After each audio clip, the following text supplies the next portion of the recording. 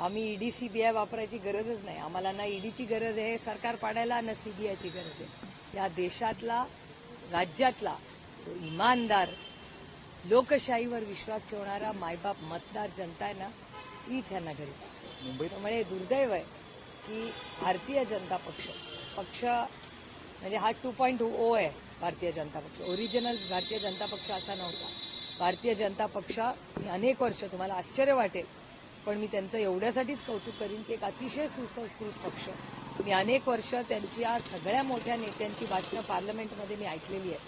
म्हणजे अटलजी, अडवाणीजी, राजनाथ सिंगजी, त्यानंतर सुषमाजी असतील किंवा कैलासवासी अरुण जेटलीजी असतील, आमच्या सगळ्या जरी आमची वैचारिक आमचे मतभेद असतील तरी अतिशय सुसंस्कृत नेतृत्व हे भारतीय जनता पक्षाचं आम्ही संसदेत पाहिलेलं आहे. आता या बीजेपी 2.0 हे जे नवीन आलेली आहे ही भारतीय जनता पक्ष आम्ही ओळखतच नाही. हे खूप वेगळं आहे आणि हे आपले भारतीय मराठी संस्कार नाही. त्याच्यामुळे दुर्दैव आहे. आणि हा कॉन्फ्लिक्ट जो तुम्ही अजित पवार आणि राणे वगैरे तुम्ही जे मला प्रश्न विचारत आहे ते प्रश्नाचं उत्तर मला विचारायच्या ऐवजी ते प्रश्न तुम्ही त्यांच्या युतीला विचारले पाहिजे. कारण का हे कॉन्फ्लिक्ट आमच्यात नाही आहे, ते त्यांच्यात आहे. लोकसभा मतदारसंघामध्ये 2 दिवसापूर्वी तुम्ही अजित पवारांचं पाहतो असल्याच्या विधानावरचे नाराजी पडताळून होत आहेत. एखाद्या व्यक्तीचे गुन्ह्याच्या संदर्भामध्ये अशा स्वरूपाचं विधान करणं याच्यावरनं राष्ट्रवादी अजित पवार दादांकडनं नाराजी व्यक्त केली गेली. एकतर मी कुणाचंही नाव घेतलेलं नाही आणि तुम्ही जर पूर्ण व्हिडिओ पाहिला, प्रॉब्लेम असा झाला आहे की सगळे घाईघाईतच सगळं करतात. माझी तुम्हाला माध्यमांना विनंती आहे, त्या 9 मिनिटात 9 बातम्या करतात ना, त्या जरा थोड्या 2 मिनिटाच्या करा. त्याचं कारण असं, माझं भाषण जर पूर्ण कोणीतरी ऐकलं असेल, मी माझं भाषण करत होतो, त्याच्यात कुणाचंही नाव नाही, कुणाचा उल्लेख नाही. लोक का स्वतःवर ओढून घेत आहेत, पहिला मुद्दा. आणि दुसरा मुद्दा, तिथे बसलेले एक ज्येष्ठ गृहस्थ मला असं म्हणाले, मी 4 वाजता उठलो.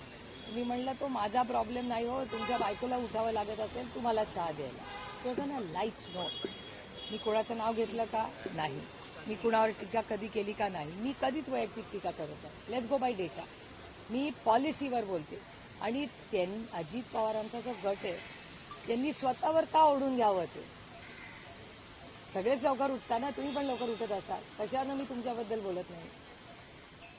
तुमच्याबद्दलही बोलू शकत असेल. मी सदानंद सुळे रोज 5 वाजता उठतात, सदानंद सुळेंबद्दल असेल, सदानंद जेन्युअनली 5 वाजता उठतो. त्याच्यामुळे असं त्यांनी स्वतःवर का ते ओढून घ्यावं ह्याची मला गंमत वाटते. मुंबईतील जागा वाटपात अद्याप रखडलेलं आहे, परंतु दुसरीकडे तुम्ही मात्र अणुशक्तीनगरमधल्या एका प्रचाराची पाहणी केलेली आहे. म्हणजे अजून जागा वाटप झाली नसताना आता प्रचाराची पाहणी करणं नाही. एखादा कार्यकर्त्यांनी काय आयडिया आणली, एका सशक्त लोकशाहीमध्ये प्रत्येक कार्यकर्त्याला अधिकार आहे ना, तो असं कसं. तुम्हाला फार दडपशाहीची सवय झाली. झालं मराठी. सबसे बड़ा सवाल ये कि नीतीश राणे जिस तरह का वक्तव्य करते हैं रामगिरी महाराज के, कि अगर रामगिरी महाराज के खिलाफ किसी ने भी मुसलमानों ने कुछ बयान दिए तो मस्जिद में घुसकर मारेंगे. मेरे ख्याल से एक तो मैंने सुना नहीं है जो आप वक्तव्य मुझे पूछे, ना मैंने पेपर में पढ़ा है, तो टिप्पणी करना शायद ठीक नहीं होगा. लेकिन अगर आपने सवाल पूछा है तो मेरे ख्याल से कोई भी वायलेंस का अगर प्रश्न हो समाज में तो इसके नोटिस ये होम मिनिस्ट्री ने, गृह मंत्रालय ने लेना चाहिए. तो ये सवाल मुझे आपने नहीं पूछना चाहिए, देवेंद्र जी को पूछना चाहिए, वो इस राज्य के गृह मंत्री. आप लगातार पुणे हो या महाराष्ट्र हो की लॉ एंड ऑर्डर पर लगातार बोलती है, खासकर पुणे जो है वो क्या क्राइम कैपिटल होता जा रहा है, जिससे लगातार वहाँ से खबरें आती हैं. क्राइम कैपिटल आपके चैनल से ही दिखाया जा रहा है ना. हर दिन आपके ही चैनल पे दिखाया जाता है कि महाराष्ट्र में तो क्राइम बढ़ ही रहा है, जो केंद्र का डेटा कहता है. आप केंद्र सरकार का डेटा जो हर एमपी को मिलता है, हर सांसद को मिलता है, उसमें क्राइम और महिलाओं के खिलाफ जो क्राइम है वो सबसे ज्यादा महाराष्ट्र में बढ़ रहा है. ऐसा मैं नहीं कह रही हूँ, केंद्र सरकार का डेटा कह रहा है. और महाराष्ट्र में सारे, अगर टीवी देखे या आप पेपर पढ़े, रोज सुबह टीवी भी देखे या पेपर पढ़े, आपके ही सब चैनल्स में दिखाया जा रहा है कि पूना में बहुत सारी ऐसी घटनाएं हो रही है जहां क्राइम बढ़ता जा रहा है. जैसे कोयता गैंग हो, किसी की छेड़छाड़ हो, गाड़ी तोड़ना हो, चोरी हो, बलात्कार हो, बहुत सारी ऐसी जो खून हो, ऐसी सारी जो घटनाएं हो रही है. बहुत पीड़ा होती है मुझे, क्योंकि ये सारी घटनाएं पूना में हो रही है। वहाँ के खासकर पालक मंत्री का इस पर ध्यान नहीं होता क्या? प्रचार में इतने बिजी हैं कि पुणे उनके लिए अलग हो गया, दूर हो गया। देखिए, आपके सवाल में ही मेरा जवाब है। एक तो मैं किसी पे टिप्पणी नहीं करना चाहती, लेकिन गृह मंत्रालय को जवाब देना पड़ेगा।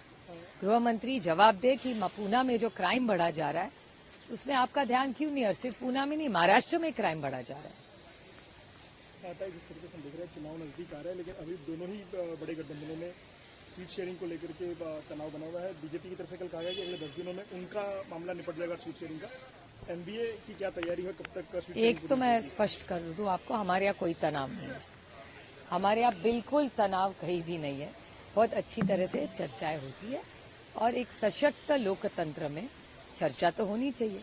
और हमारी तरफ से तो हम संविधान से ही सब करेंगे। इस तरह से चर्चा होगी, अच्छी चर्चा सबके साथ करेंगे, सबका मान सम्मान होगा और सबको न्याय मिलेगा। सीट शेयरिंग कब तक पूरी होगी? 8-10 दिन में क्लियर हो जाएगा पूरा पिक्चर। हर बार पिछली बार लोकसभा में ये सबकी ओर से इन्हें शिकायत हुई थी कि सीट शेयरिंग में या उम्मीदवार जाहिर करने में वक्त निकल जाता है और फिर ऐसे में काम करने का मौका नहीं पाता। इसका खामियाजा भी कई बार भुगतना पड़ता है। नहीं, बहुत सर, बिल्कुल सही है बात। तो किसी भी कैंडिडेट को, उम्मीदवार होता है, तो जितना ज्यादा टाइम मिले उतना उसके लिए अच्छा रहता है। तो हमारी भी कोशिश रही थी कि जल्द से जल्द ये सीट शेयरिंग है और हर कैंडिडेट को अच्छा टाइम मिले।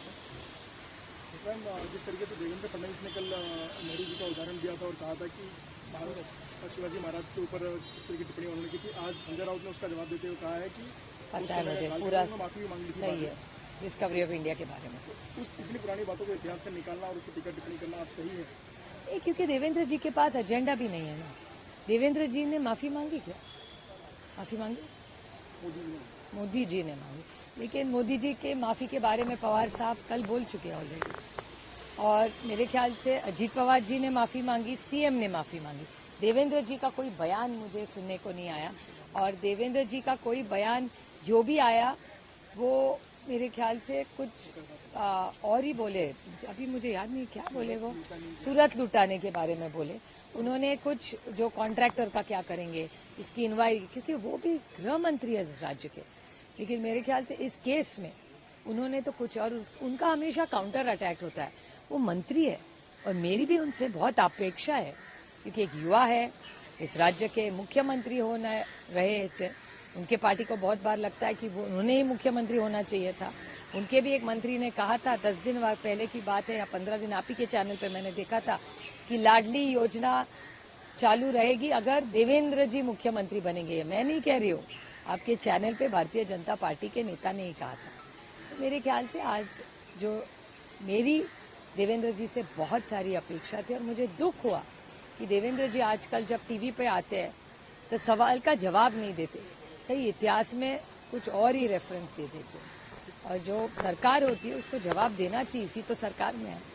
पवार साहब ने कल इस तरह से प्रधानमंत्री मोदी ने छत्रपति शिवाजी की बात करते हुए सावरकर का उल्लेख किया, तो उसे माफी मांगा जाएगा क्या सीएम की? नहीं, आप वो तो आप बीजेपी को पूछना चाहिए ना आपको।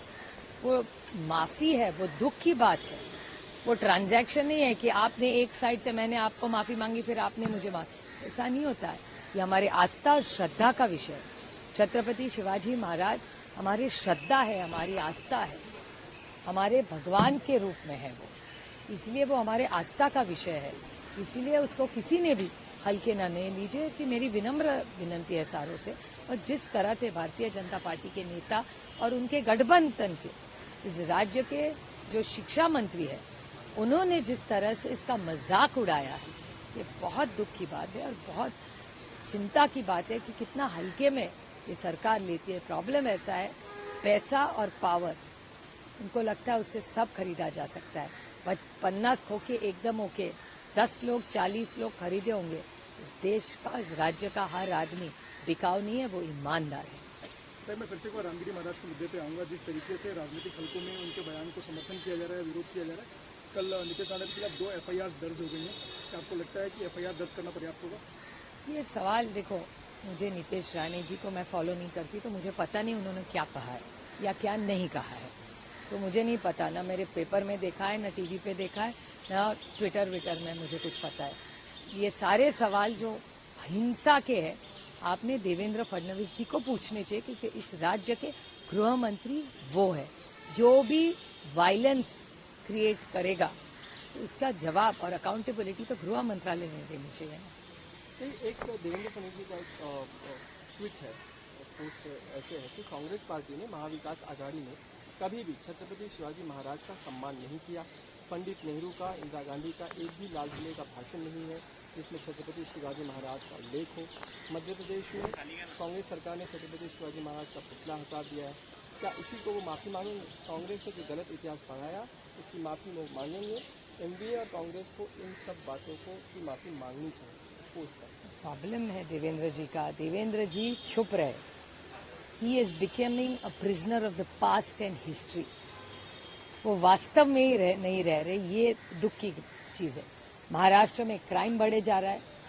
अभी एक पुतला, जिस तरह से छत्रपति शिवाजी महाराज का अपमान हुआ है, बदलापुर की घटना हुई है, इस पे वो कुछ टिक्का टिप्पणी नहीं कर रहे।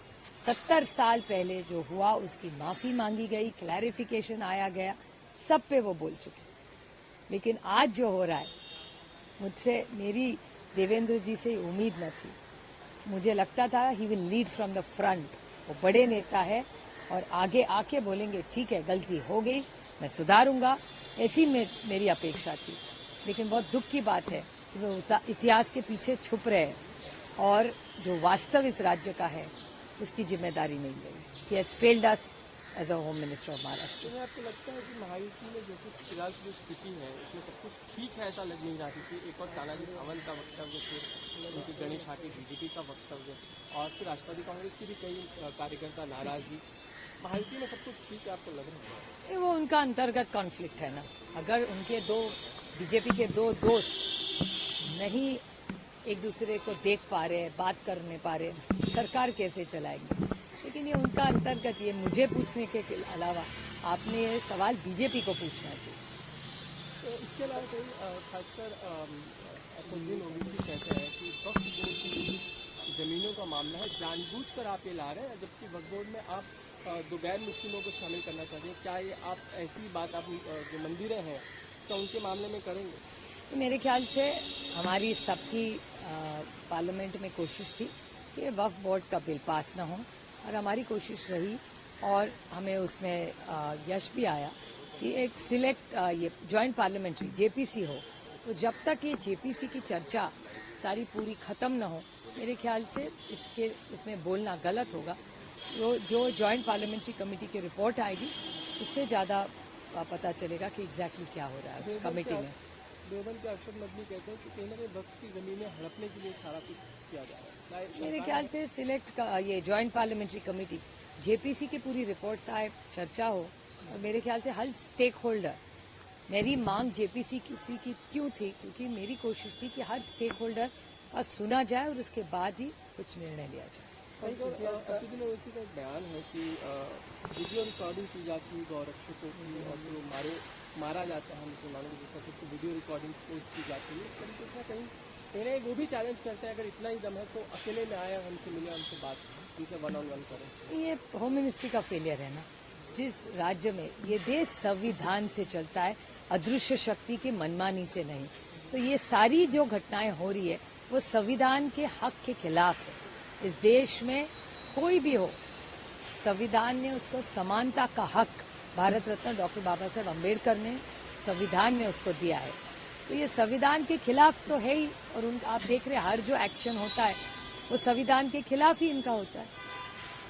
रामराज से नाई निम्बालकर का बयान सोशल मीडिया पर बहुत वायरल है। वो साफ साफ कहते हैं कि आने वाले समय में हम तुतारी भी हाथ में ले सकते हैं, क्योंकि स्थानीय कार्यकर्ताओं को बीजेपी तवज्जो नहीं देती है, ध्यान नहीं देती है। खासकर उनकी नाराजगी रणजीत सिंह नाइक निम्बालकर को लेकर अभी भी कायम है। तो क्या तुतारी वो हाथ में लेंगे? क्योंकि वो साफ साफ कहते हैं कि अगर कुछ नहीं बात बनी तो तुतारी हाथ में। नहीं, मैंने जो वक्तव्य आप बोल रहे हैं ना, मैंने सुना है ना कहीं पढ़ा है, और मेरे ख्याल से एक लोकतंत्र में जो विचारों की ये लड़ाई है, वो जो चाहे उस पार्टी में जा सकता है। ये तो संविधान ने उसको अधिकार दिया है, तो कोई भी हो उसको तो अधिकार दिया ही है ना। वो एक सशक्त लोकतंत्र में कौन से पार्टी से आप लड़ेंगे, उसका अधिकार तो संविधान में लिखा हुआ है। ऐसे लोगों का वेलकम है। नहीं, अभी मैं तो आप कह रहे हैं इससे मैं सुन रही हूँ। मैंने तो ना सुना है जो आपने कहा है, ना कहीं पढ़ा है, ना आज ना टीवी पे देखा सुबह, ना मैंने जो पेपर पढ़े सुबह उसमें नहीं था। तो जो मैंने पढ़ा नहीं, देखा नहीं, उस पर टीका टिप्पणी कैसे करूँगी? तर इंद्रजित सावंत जे इतिहासकार आहेत त्यांनी फडणवीसांवर टीका केली, व्हिडिओ ट्विट केलेला आहे की शिवरायांनी सुरतेच्या केलेल्या प्रचंड लुटीची खबर औरंगजेबास लाहोरमध्ये समजली होती, पण नागपूरच्या फडणवीसांना अजून ती उमजलेली नाही. इंद्रजीत सावंत हे खूप मोठे इतिहासकारक आहेत आणि मला असं वाटतं आज संजय राऊत